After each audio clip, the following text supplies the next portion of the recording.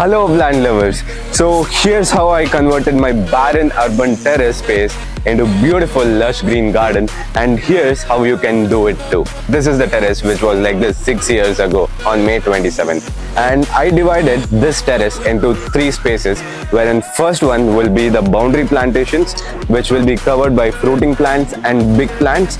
Second is the flowering plants, and third one is the vegetable setup wherein we grow all our vegetables.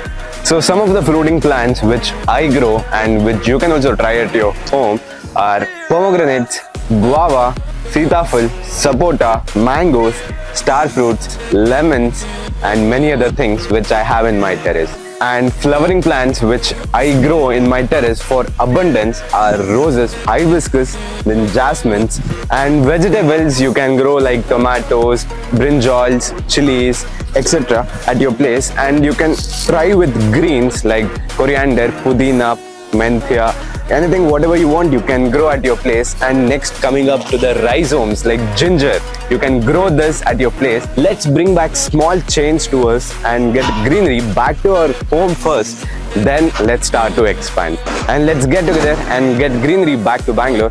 And share this video with your friends, and do try this at your home, and don't forget to follow Biotechmaali.